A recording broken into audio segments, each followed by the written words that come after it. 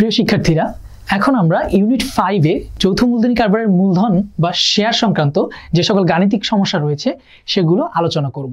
এর সাথে শুরুতেই আমরা এই শেয়ার সংক্রান্ত বিষয় নিয়ে কিছু থিওরিটিক্যাল বিষয় আলোচনা করে নিব। চলো লেকচারটি শুরু করা যাক। মূলত শেয়ার ইস্যু করার ক্ষেত্রে যখন প্রতিষ্ঠান শেয়ার ইস্যু করে, কোম্পানি 3 উপায়ে শেয়ার ইস্যু করে থাকে। অর্থাৎ প্রতিষ্ঠান মূলত সমহারে শেয়ার ইস্যু করতে পারে, অধিহারে শেয়ার ইস্যু করতে পারে বা অবহারে শেয়ার ইস্যু করতে পারে। এই 3টি বিষয়কে আমরা এখন একটি ম্যাথের মাধ্যমে দেখি। যদি প্রতিষ্ঠান ধরে নেই তাদের একটি শেয়ারের মূল্য, আমরা ধরে নিচ্ছি শেয়ারের মূল্য প্রতিষ্ঠান ধরেছে একটি শেয়ার 100 টাকা। প্রতি শেয়ার যদি কোম্পানি 100 টাকা করে ইস্যু করে, তাহলে আমরা জানি যে শেয়ারের মূল্য হচ্ছে 100 টাকা করে। এই 100 টাকার শেয়ার যদি কোম্পানি বাজারে 100 টাকাতেই বিক্রি করার জন্য ইস্যু করে, কোম্পানি বাজারে ইস্যু করলো 100 টাকাতেই বিক্রি করার জন্য, তাহলে মূলত এটাকে বলা হয় সমহারে ইস্যু। কোম্পানি এই 100 টাকার শেয়ার যদি কোনো কারণে একটু কোম্পানির সুনাম বা কোনো বেশি থাকে, বা এটা পরবর্তীতে শেয়ার ইস্যু করে থাকে, যদি তারা এর দাম বেশি রাখে, ধরে নিলাম 110 টাকায় তারা ইস্যু করেছে, অর্থাৎ এখানে শেয়ারের মূল্যের চেয়ে বেশি দামে বাজারে বিক্রি করা হবে। বেশি দামে বাজারে বিক্রি করলে তাকে বলা হয় অধিহার। এবং শেয়ার যদি তার মূল যে মূল্য রয়েছে, এই মূল যে মূল্যটা রয়েছে 100 টাকা, তার থেকে কম মূল্যে যদি শেয়ার ইস্যু করে, আমরা ধরে নিচ্ছি বাজারে শেয়ার ইস্যু করা হলো 80 টাকায়, বাজারে শেয়ার ইস্যু করা হচ্ছে 80 টাকায়, অর্থাৎ শেয়ারের মূল যে মূল্যটা রয়েছে 100 টাকা, এটা হচ্ছে শেয়ারের লিখিত মূল্য। শেয়ারের যে মূল্যটা, এটাকে বলা হয় শেয়ারের লিখিত মূল্য। লিখিত মূল্যের চাইতে যদি কম মূল্যে শেয়ার বিক্রি করা হয়, তাহলে বলা হয় অবহারে শেয়ার ইস্যু করা হয়েছে। লিখিত মূল্যের চাইতে বেশি মূল্যে ইস্যু করা হলে বলা হয় অধিহারে ইস্যু করা হয়েছে। লিখিত মূল্যের সমান দামে যদি বাজারে শেয়ার ইস্যু করা হয়, তাহলে সেটাকে বলা হয় সমহারে শেয়ার ইস্যু করা। শেয়ার ইস্যু সংক্রান্ত আরো কিছু গুরুত্বপূর্ণ তথ্য রয়েছে যেগুলো আমাদের জানতে হবে, আমরা পরবর্তীতে দেখে নিই। সেটা হচ্ছে শেয়ার মূলধনের এই শ্রেণীবিভাগ। শেয়ার মূলধনের শ্রেণীবিভাগগুলো আমরা কিভাবে করব, শেয়ার কিভাবে বিক্রি করা হয়, এটি আগে আমাদেরকে বুঝতে হবে। একটা কোম্পানি 1994 সালে কোম্পানি আইন অনুযায়ী যখন গঠিত হয় এবং নিবন্ধিত হয়, এটি যখন প্রয়োজন মনে করে যে তাদের অধিক মূলধনের প্রয়োজন এবং তারা বাজারে শেয়ার বিক্রির মাধ্যমে তারা মূলধনটা সংগ্রহ করবে, তখন তারা প্রথমেই মূলত Bangladesh securities and exchange commission BSEC বা Bangladesh securities and exchange commission বিএসইসির কাছ থেকে অনুমোদন নিয়ে আসে। Bangladesh securities and exchange commission BSEC বা বিএসইসি থেকে মূলত কোম্পানিটা অনুমতি নিয়ে আসে যে কতটুকু তারা মূলধন বাজার থেকে তুলতে পারবে শেয়ার ইস্যু করে। তো তারা যে বিসেকের কাছে বা বিএসইসির কাছ থেকে যে অনুমোদন নিয়ে আসলো, যে ধরে নিলাম আমরা বাজার থেকে 50 কোটি টাকা মূলধন সংগ্রহ করব শেয়ার ইস্যুর মাধ্যমে, এইটা আমরা বিসেক আমাদেরকে অনুমতি দিল। বিসেক আমাদেরকে যে অনুমোদন দিয়েছে, সেই অনুমোদনটাকে আমাদের বলা হচ্ছে অনুমোদিত মূলধন। এই 50 কোটি টাকার মধ্যে হয়তোবা আমাদের এখন প্রয়োজন 20 কোটি টাকা। তো আমরা অনুমোদন পেয়েছি 50 কোটি টাকা বাজার থেকে মূলধন তোলার, বাট আমরা এখন প্রাতিষ্ঠানিক সিদ্ধান্ত নিয়ে যদি আমরা চিন্তা করি যে এখন আমরা বাজার থেকে 20 কোটি টাকা শেয়ার ছেড়ে আমরা 20 কোটি টাকা মূলধন সংগ্রহ করব, তাহলে বাজারে যতটুকু আমরা মূলত শেয়ার মূলধন সংগ্রহের জন্য যতটুকু শেয়ার বাজারে ইস্যু করব, বিক্রি করতে চাইব, মূলত আমরা বাজারে যতটুকু শেয়ার বিক্রি করতে চাই, বাজারে আমরা মূলত যতটুকু শেয়ার বিক্রি করতে চাই ততটুকু হচ্ছে ইস্যুকৃত মূলধন। এটাকে আরো ভেঙে বলা যায় যে বাজারে যতটুকু শেয়ার বিক্রি করে মূলধন সংগ্রহের জন্য কোম্পানি বিবরণপত্র বা বিজ্ঞাপন দিয়ে থাকে, তাকে বলা হয় ইস্যুকৃত মূলধন। এখন আমরা বাজার থেকে 20 কোটি টাকা মূলধন সংগ্রহ করতে চেয়েছি, কিন্তু হয়তো বা এমন হয়েছে যে আমাদের 18 কোটি টাকার শেয়ার বা মানুষের কাছ থেকে আবেদন পড়েছে, তারা কিনতে চাচ্ছে আমাদের শেয়ার, ধরে নিলাম 2 কোটি টাকার শেয়ার আবেদন পড়েনি, তাহলে এই 18 কোটি টাকার শেয়ার আমরা বাইরে বিক্রি করে মূলত মূলধন সংগ্রহ করলাম। এই যে 18 কোটি টাকা হইলো, এটাকে হচ্ছে আমরা বলতেছি বিলিকৃত শেয়ার, অর্থাৎ যতটুকু শেয়ার আমরা বিলি করতে পারতেছি। আরো একটি অংশ রয়েছে তলবকৃত মূলধন। আমরা ধরে নিচ্ছি একটি শেয়ারের মূল্য 1000 টাকা। এখন তলবকৃত মূলধন বুঝতে গেলে এই শেয়ারের বিভাগটা দরকার। আমরা ধরে নিচ্ছি একটি শেয়ারের মূল্য 1000 টাকা। এখন কোম্পানি যখন বাজার থেকে শেয়ার মূলধন সংগ্রহ করে, তখন শেয়ারের যে লিখিত মূল্য রয়েছে এর সম্পূর্ণ মূল্য তারা একবারেই নিয়ে নেয় না। তারা হয়তোবা বলে যে আপনারা আবেদন করবেন 200 টাকা দিয়ে, প্রথম কিস্তি দিবেন 400 টাকা, সেকেন্ড কিস্তি দিবেন 400 টাকা। অর্থাৎ আপনারা শেয়ার 1000 টাকা দিয়েই কিনবেন, কিন্তু প্রথমে আবেদন করবেন 200 টাকা দিয়ে, তারপর প্রথম কিস্তি দিবেন 400, 1 মাস পরে আবার 6 মাস পরে কিস্তি দিবেন 400 টাকা। এভাবে মূলত কি করা হয়, শেয়ার মূলধনের একটি শেয়ারের টাকাটা তারা তুলে নেয়। তো মূলত বলা হয় যে যত টাকা এখনো পর্যন্ত শেয়ার হোল্ডারদের কাছ থেকে নেওয়ার জন্য চাওয়া হয়েছে ততটুকুকেই বলা হয় তলবকৃত মূলধন। ধরে নেই যে শেয়ার হোল্ডাররা আবেদন টাকা দিয়েছে 200 টাকা করে, এবং তাদেরকে বলা হয়েছে 1 সপ্তাহ পরে মূলত তোমরা প্রথম কিস্তি 400 টাকা দিয়ে যাবে। তাহলে প্রথম কিস্তি 400 টাকা দেওয়া হয়ে গেলে মূলত তলবকৃত মূলধন হবে 600 টাকা প্রতি শেয়ারে। এবং এর সাথে বোঝা যাচ্ছে যে বাকি যে 400 টাকা এখনো তলব করা হয়নি, সেই 400 টাকাকে বলা হচ্ছে অতলবকৃত মূলধন।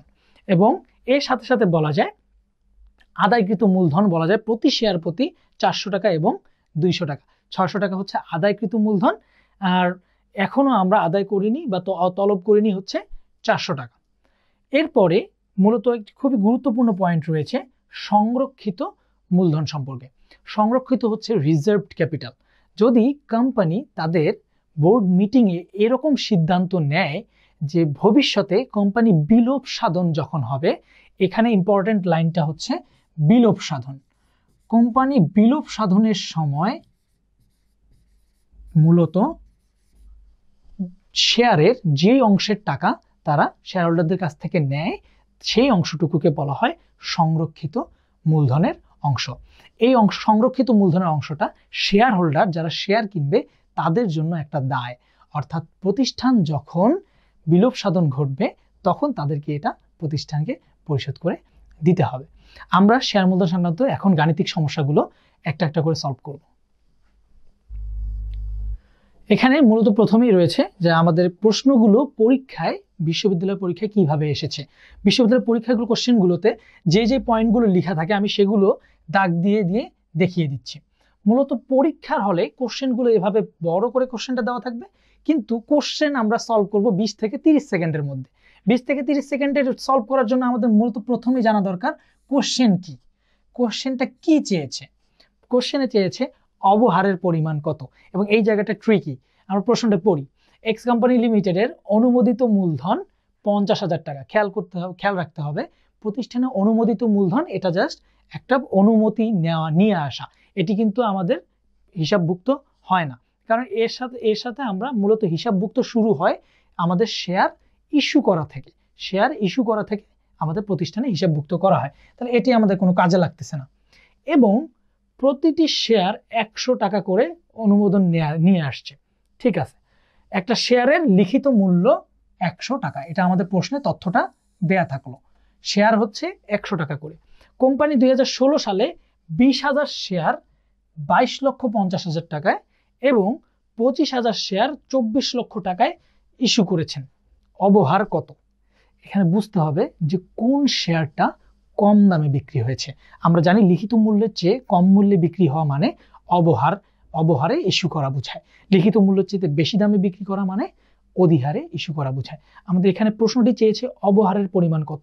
প্রশ্ন পড়বো আমরা, প্রশ্ন পড়ে দেখলাম শেয়ারের লিখিত মূল্য 100 টাকা এবং কোম্পানি 20,000 শেয়ার ইস্যু করছে প্রথমে, এরপরে ইস্যু করছে 25,000 শেয়ার। অ্যান্সার খুব সহজ। 20,000 শেয়ার যদি 100 টাকা করে দাম হয় তাহলে 20,000 শেয়ারের দাম হবে কত? 20,000 শেয়ারের দাম হবে 20 লক্ষ টাকা। এটা হচ্ছে 20,000 শেয়ার।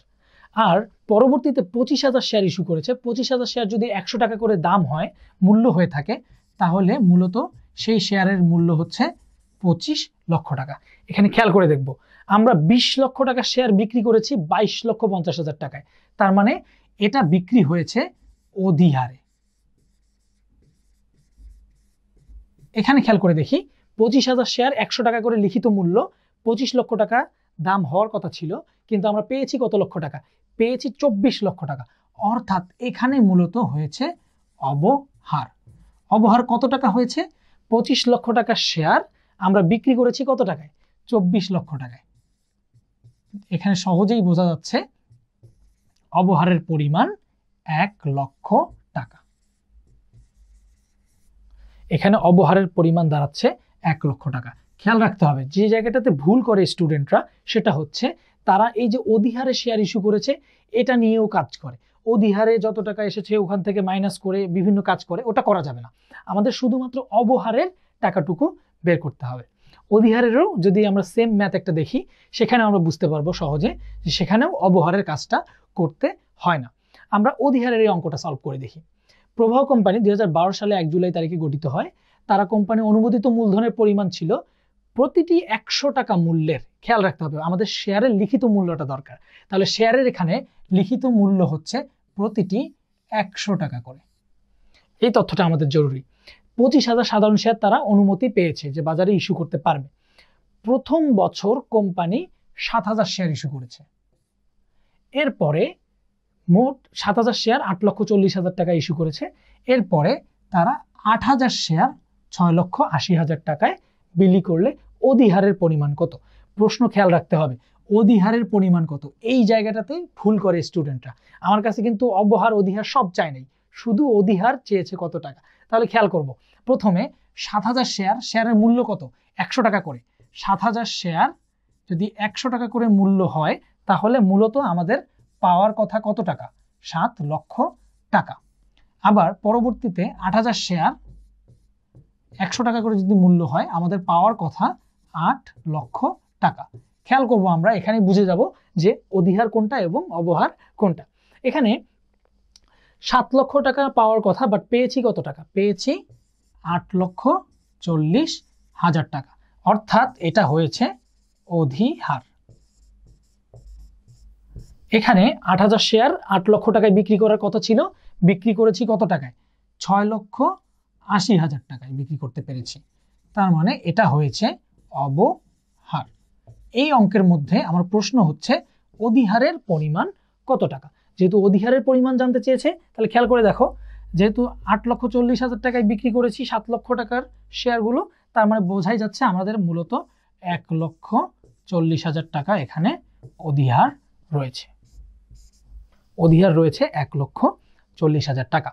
এছাড়াও পরিশোধিত মূলধন নিয়ে একটা গাণিতিক সমস্যা বিভিন্ন বিশ্ববিদ্যালয় পরীক্ষায় কোশ্চেনে দেখা যায়। আমরা সেই সংক্রান্ত একটি প্রশ্ন এখন সলভ করব। এখানে খেয়াল করি, রবিন লিমিটেডের অনুমোদিত মূলধন এখানে দেওয়া রয়েছে 50,000 টাকা, প্রতিটি শেয়ার 100 টাকা। খেয়াল রাখতে হবে, আমি যে পয়েন্টগুলো বলতেছি এই পয়েন্টগুলো মূলত আমাদের 20 থেকে 30 সেকেন্ডে ম্যাথ সলভ করার জন্য বেশি জরুরি।